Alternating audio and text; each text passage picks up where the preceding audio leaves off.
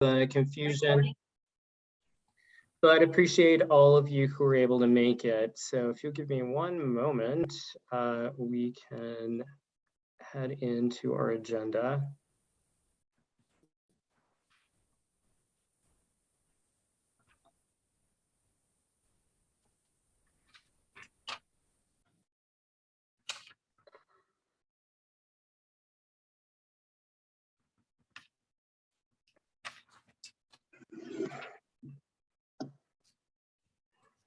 Okay, so I'm going to briefly call the roll, and I am James Poviwa, the chair of the Sustainable Economy Advisory Council for the Sustainable Economy Task Force, and I am present.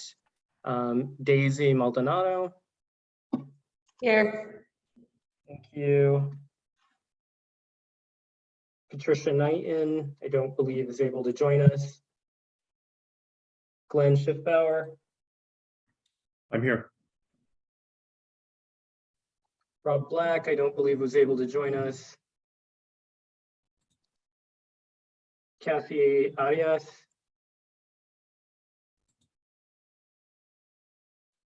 Jonathan Perry.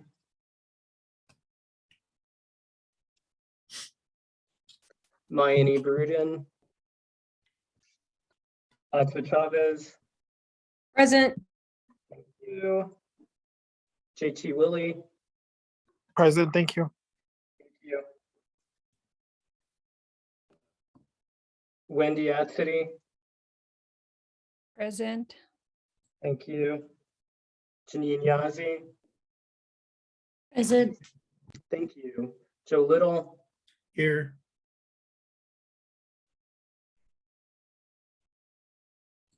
Marissa Naranjo.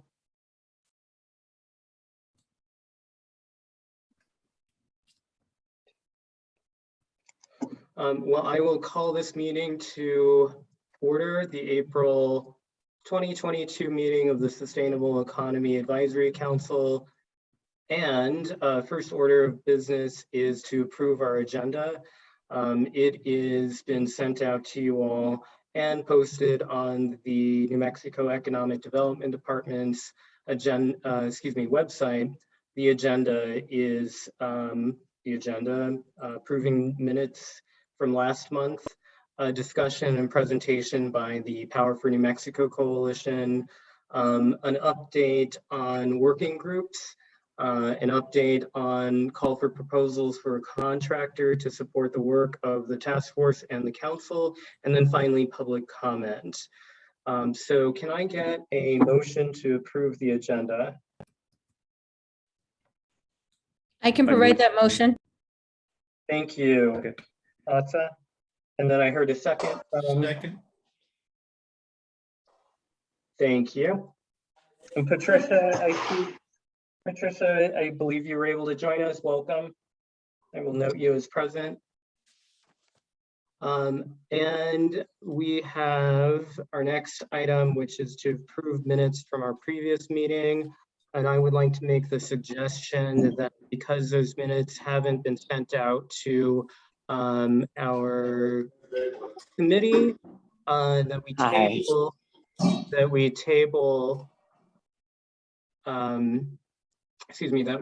that approval of those minutes until our next meeting. Can I get a motion to do so? Yeah, I'll So moved. table. Thank you. Yeah. So Daisy, motion to table, and then I heard a second.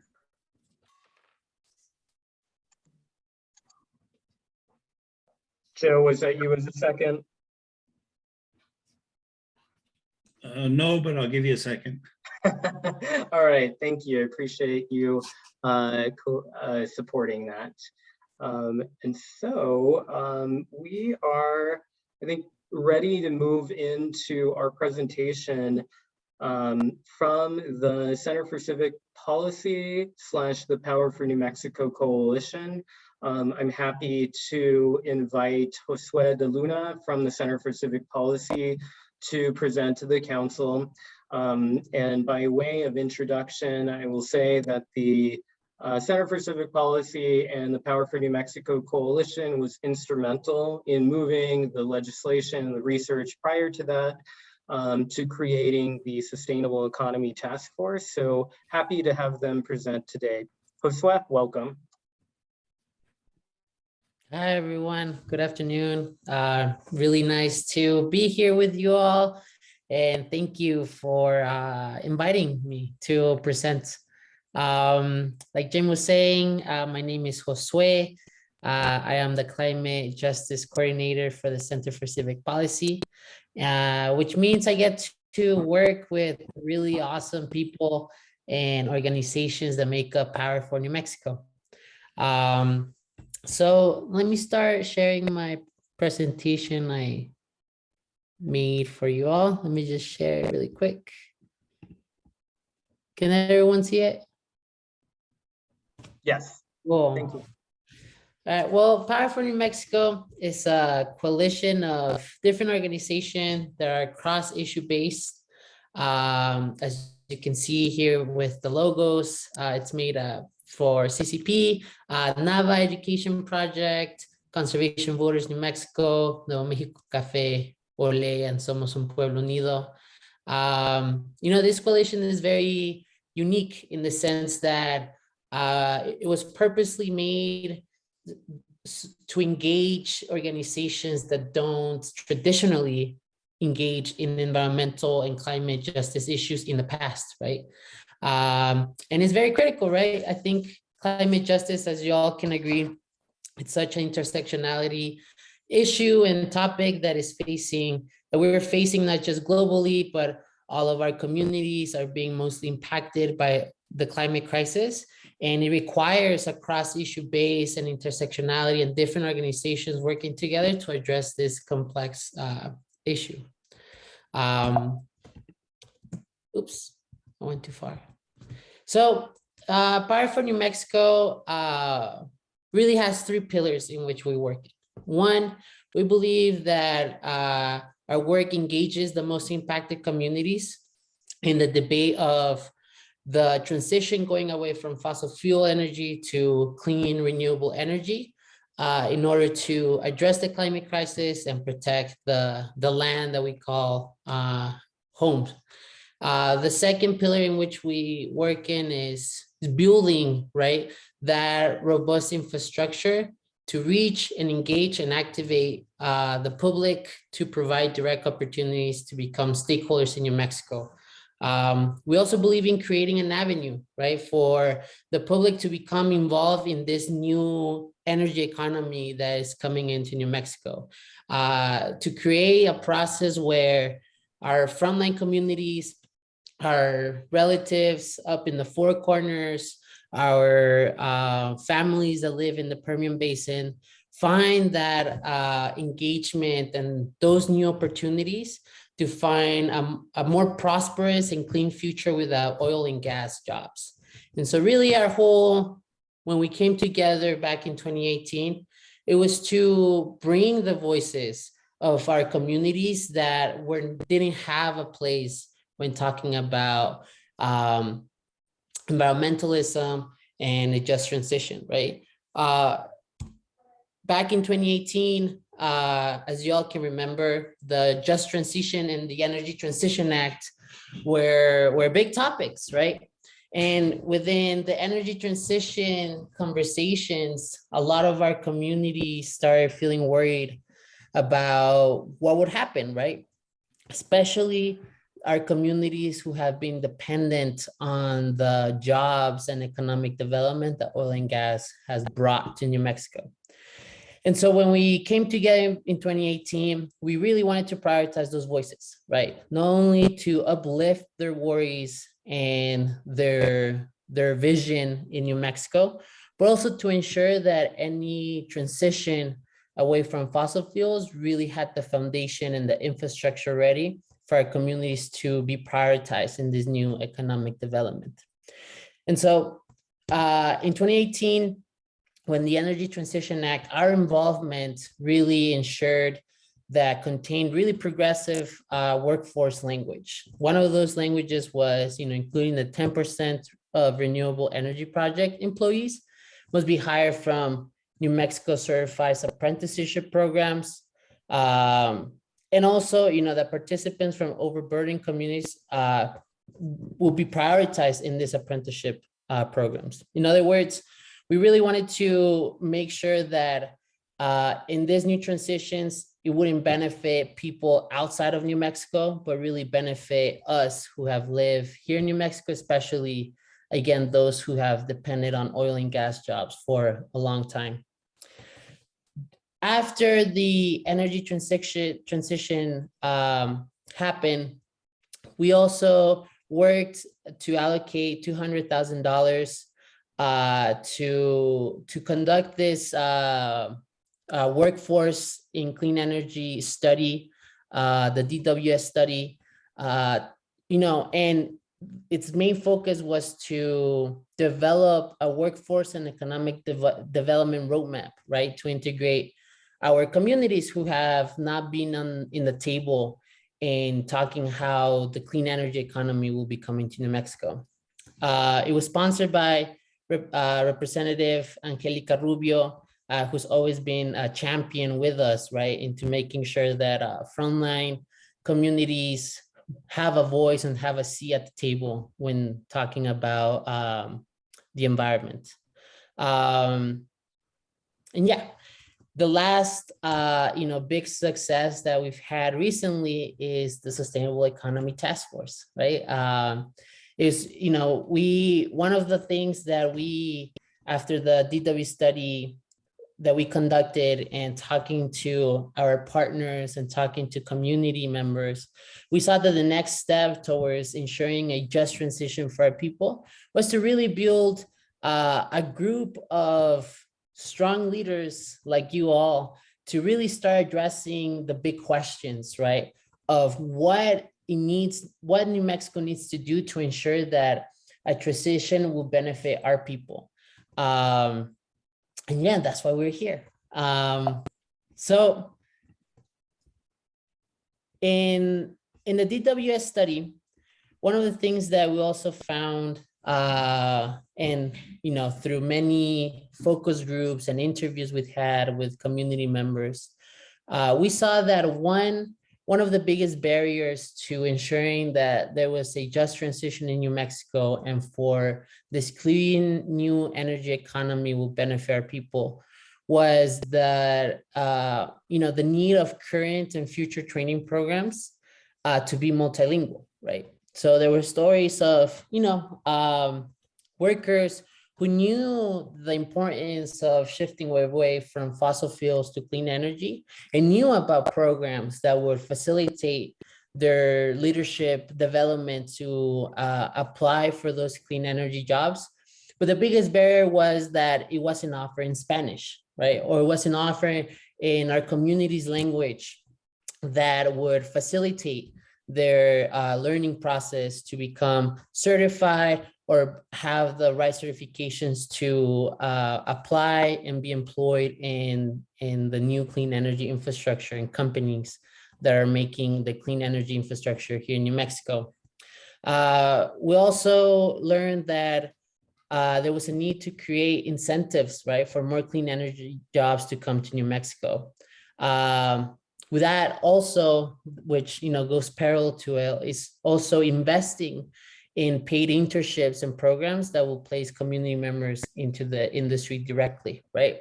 And so, a lot of the stories that we heard was community members being able to access the different programs of training to become certified, to be good candidates to work in clean energy infrastructure. But then they faced another barrier, right? That there wasn't paid internships or next steps, right, to become employed. And so they had to choose whether stick with, the oil and gas job that was paying them and giving them money to survive versus trying to figure out how to get into the clean energy industry without any clear pipeline. We also learned that community workforce agreements in place for renewable projects had to be a certain size So the need of, again, a bigger industry, right? A bigger industry and more partnerships to come into New Mexico. So there are more jobs open for our communities. The other big thing that we learned from all the participants was the need to prioritize minority and women-owned businesses and renewable projects. In other words, realizing that in our own communities, there was that capacity, that entrepreneurship to really open up more opportunities on solar and wind energy here in New Mexico. But the reality of not having that prioritization to local businesses from minority and women-owned businesses, but rather trying to go out of state, in other words. Also, we also learned that there was a big need of locating new training programs in tribal and rural areas. I think we can all agree that a lot of the economic development has always been very centered to Albuquerque. And a lot of our members realize that too, right? In the need of this new economic development, prioritizing rural and tribal areas who have, again, been forced to take oil and gas jobs and have that, dynamic of whether we keep our oil and gas jobs or we move to a clean energy infrastructure, and having the right infrastructure and support by the state to really do that transition. The other thing that we saw and learned from this study was that there was a big need to remove or prohibit the requirements of drug testing as a requirement of state-funded renewable energy jobs. And also renewable energy jobs should be expanded, right, beyond wind and solar. And there was a big, theme of our community members in rural New Mexico to also prioritize those jobs that fit into a renewable economy that doesn't really fit into the clean energy job, right? So not just talking about solar and wind farm development, implementation jobs, but also talking about how the outdoor recreation and land reclamation could bring a big economic development to our community members. So, we wanted to present this because we believe that the Sustainable Economy Advisory Council has a really awesome opportunity to make the road, right, for New Mexico and put New Mexico as an example for the rest of the nation to really show how a just transition should look like. And so, we believe that education and training is crucial, right, for this just transition to prioritize our community members. And by education and training, we're talking about creating an accessible process and pipeline for frontline communities to enroll into clean energy technical development programs. Again, this is something that, it's all being informed by the DWS study that we conducted. And so this is hundreds of stories that we've collected showing this need, right? A clear pipeline where not only oil and gas workers can easily transition to clean, renewable energy jobs through the different training programs, but also those our young community members that are looking for those technical careers to have a prioritization in clean energy jobs. Also, ensuring and working that this process and programs that could be put in place in New Mexico to ensure multilingual training programs, right? To really meet the needs of our community members in the language that they're more comfortable learning, all these new technical careers that will bring economic development to our community. Lastly, also expand clean energy education and careers in rural communities. Give those opportunities, again, through funding paid internships, by funding paid programs where they can be hands-on learning in this new transition that is happening, and give our community members that education to get certified and really open the opportunities for them to engage in this new clean energy economy. We also believe tribal engagement is crucial. Not only, we're talking about, looking for that process where the Economic Development Department of New Mexico can really hear communities and not only what their needs are, but also what their visions are, right? In how they can engage in this clean energy economy in New Mexico. Engagement in clean energy workforce development, again, making sure that the new solar and wind infrastructure that is coming actually resonates with our relatives in reservations, so that more economic development comes into our communities and putting consultants of our communities as well. Also prioritize the economic development as the transition occurs, making clear that our communities get prioritized and not other folks coming out of the state. Community engagement, I think should be a huge pillar, right, in all of the specific work that the Sustainable Task Force and Advisory Council does. And, I think there is already really good work being done to engage the community. But I think it's worth just restating, right, what I think you all already know, which is build critical partnerships with community grassroots organizations that can really communicate and resonate with community members looking for these new opportunities, and build an accessible community hearing process, right, for the Sustainable Economy Task Force. But, we also recognize that we need to prioritize the business development, right, in a very sustainable way, as this new money's coming in to build this new energy infrastructure. And by that, we mean prioritize local business development in clean energy infrastructure, instead of, prioritizing big corporations coming from the outside, wanting to come in to build more solar. Find that balance and that prioritization to put those local businesses here in New Mexico in the forefront of getting the economic development in the infrastructure. Create accessible resources for local entrepreneurs.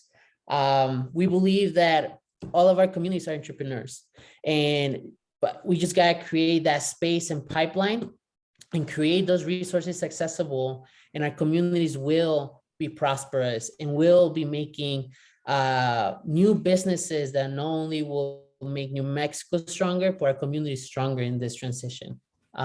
Lastly, value community engagement process prior to investing in specific business development. I think, it's really critical to have that engagement, and input, right, from all of our communities before inviting a business to come in and develop different infrastructures. I think it's a good practice, right, to always engage communities and get their input before. Lastly, we just want to say that the Economy Development Department of New Mexico as a whole, we believe that the values that should guide the current and future work includes one, strong emphasis, again, in the engagement of our people in these very important conversations.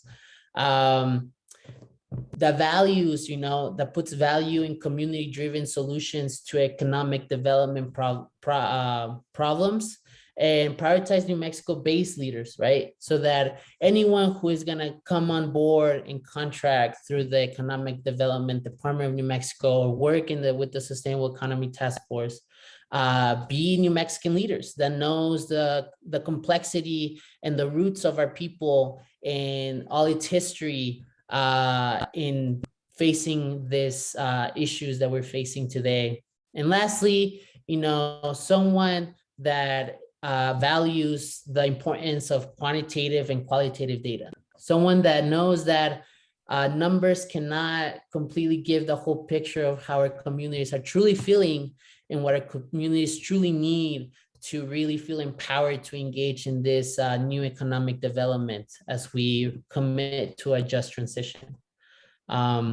So those are some of the values that we believe that the Economic Development Department of New Mexico should look for with people as they contract, as they engage more folks, more leaders to lead the way to a more healthy and prosperous future for not just us, but our future generations here in New Mexico. So that's all we have. I'm happy to answer any questions that have arisen. But yes, any questions? Thank you, Josue. Super appreciate you coming to present to us today. And yeah, thanks for sticking around for some questions open to committee members.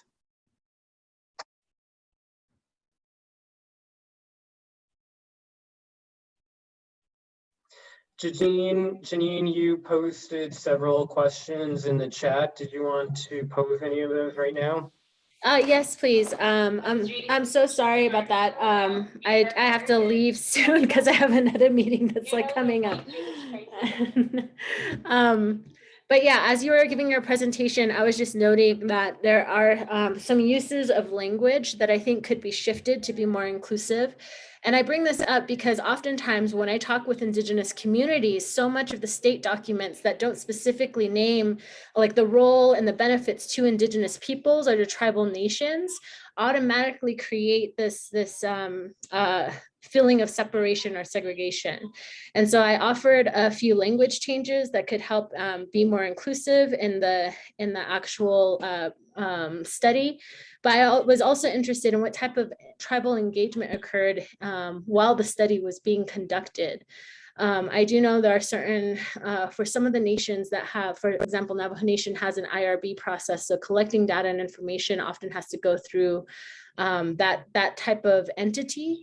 I'm not sure how it is for our Pueblo and Apache relatives, but if studies like these are going to be done and are going to be inclusive and really reflecting the unique challenges and needs of Indigenous peoples, that needs to be baked into the actual research process. And so that was my major question, is what kind of tribal engagement occurred with the DWS study? And the follow-up, can those language changes be made in the document, even though it's already produced and kind of out there? Thanks, Janine. And, Josue, I'm going to take this question because, as you all know, I was a former policy director for the Center for Civic Policy at the time that this study was conducted. And Janine, I think your point is well taken. The study was conducted in 2020 during the height of the pandemic and at the very bottom of the oil and gas slump. Many tribal organizations and communities were extremely stressed at the time, and UNM also, due to its own internal capacity, did not have the time, or I'll say again, the capacity to fully engage tribal communities. But that was something that we identified as an opportunity as we crafted legislation, which was SB 112. And that's a particular reason why so many of you all are members of the Sustainable Economy Advisory Committee. So there are 8 IAD appointed positions for the SEAC. So I think that moving forward, it's very important for us to have meaningful tribal consultation and input. And it is a weakness within the DWS study. Thank you so much for that, James. That clarifies a lot of things. And so a follow-up recommendation would be to conduct a supplemental study now that we have this entity in these representatives in place. I think that could be done more effectively. But I just wanted to put a word of caution that we saw the ETA developed without that proper work being done with Indigenous communities prior to the development of the legislation. And it led us to have to self-organize in order to include the provisions that ended up finally adding in a financial mechanism to benefit the Indian Affairs Department. And I don't want to see that happening again at the state level. Thank you, Janine. Appreciate that perspective, and also appreciate that you will be part of the tribal working group. And thanks, Glenn, for being on. Understand if you need to jump. Others, any other questions for Josue?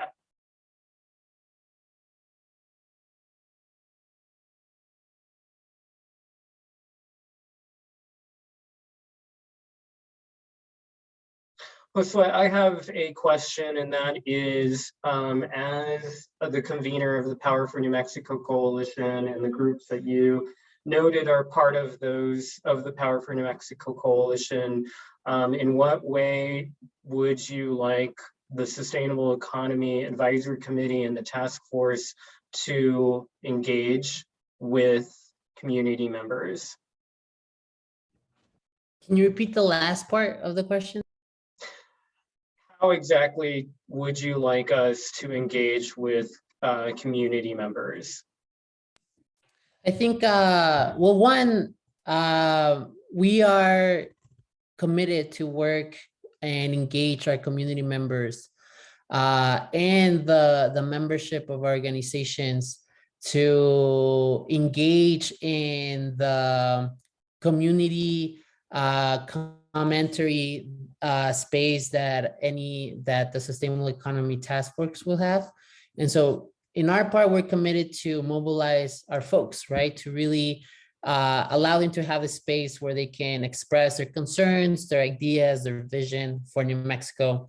And I think for the part of this of the Sustainable Advisory Council is to make more advertisement of when and what time and how community members can tune in to these meetings to engage in these conversations.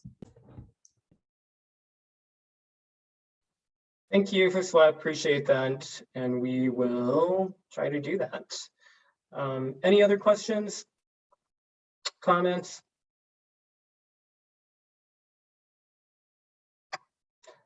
All right, well, thank you, Josue. Appreciate you coming to present to us. Thank you, Josue. Thank you for having me. Cool, so moving on to our next item on the agenda, our updates on working groups. Thank you all for choosing the working groups that you want to be a part of.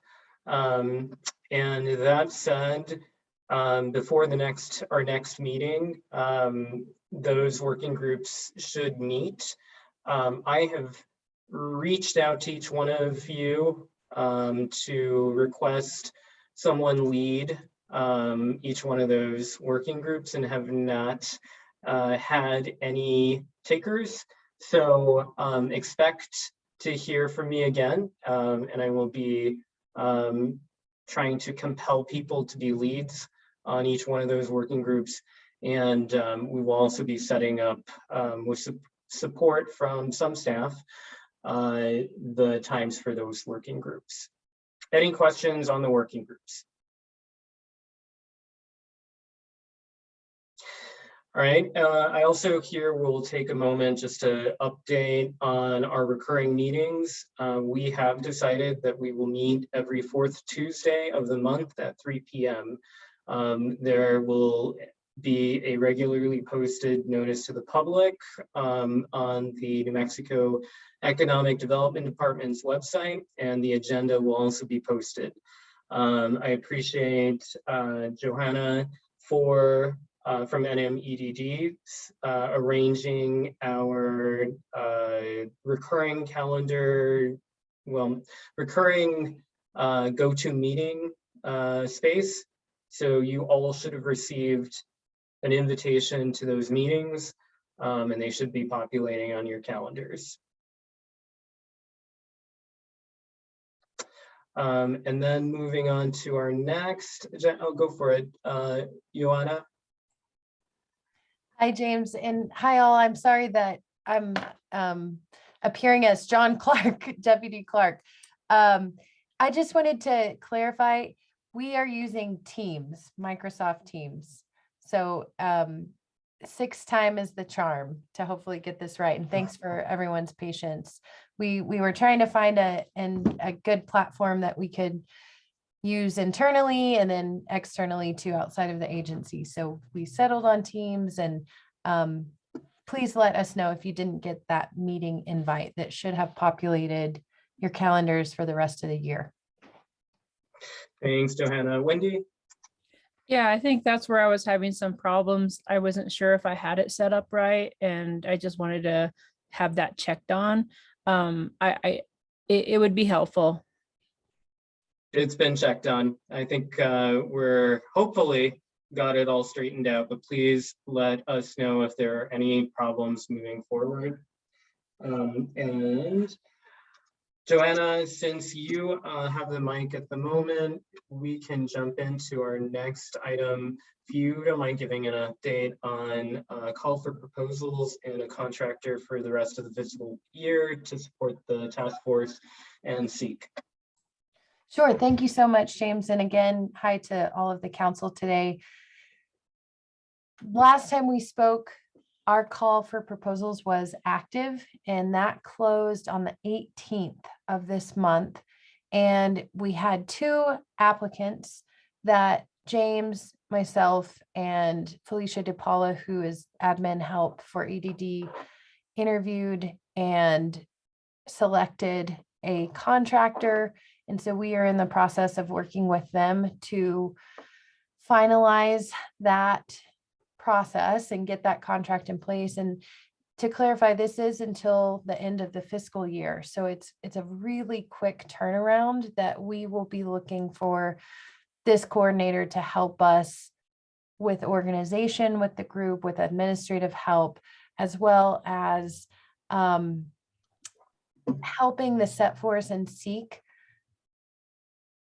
do some visioning and figure out how can we utilize our collectives and in our work and time to be the most helpful. And so a part of that work will also be working with EDD leadership to help prioritize and share publicly, okay, these are the priorities and these are how set force and SEAC can help move those initiatives forward. And then that will prep the work that we can begin in the middle part of the year to actually gather that feedback, gather the updates that we can put into the plan to get ready for the presentations in the fall. And I recognize it's a tight timeline, but we're really looking at this year as kind of an equalizer. We published the plan in the fall, and we're getting our bearings straight. And so kind of developing it as we go, building the plane as we fly. But I think we're obviously learning a lot about what does engagement look like and how do we get that right, and what updates do we need to make to the plan, and making sure we're communicating that well with the public. And I'm going to put the call for proposals again in the chat, so you can review that if you want to refresh your memory of what those components were that we were looking for. Thanks, Joanna. Appreciate it. And I think you mentioned this, but this is contractor will be on board for the rest of the fiscal year once a decision is made. And then I believe that the intention is to have another call for proposals to begin in July. Is that right? Exactly, James. And again, a lot of this is equalizing, it's prep work to get us ready to hit the ground running in July. And hopefully the purpose is we'll have strategies in place, we'll have some organized ways to coordinate not only the information gathering, but the stakeholder engagement as well. And of course, really, really need the feedback from SEAC to help guide that work. Thanks, Oops, Karina. and thanks, that's, I will put the link, here we go. Great. Any questions or comments on the call for proposals or the contractor?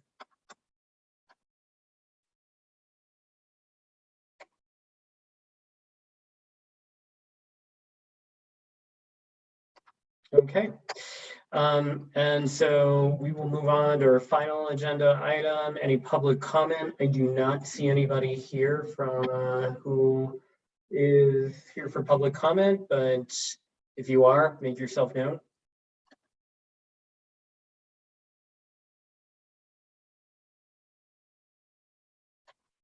Excellent. Well, please expect a phone call from me regarding the working groups.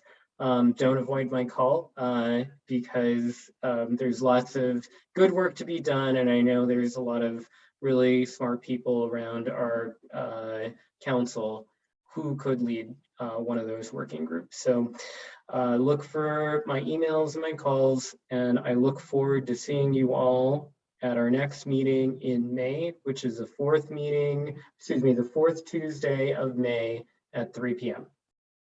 Thank you all. Thank you. Yeah.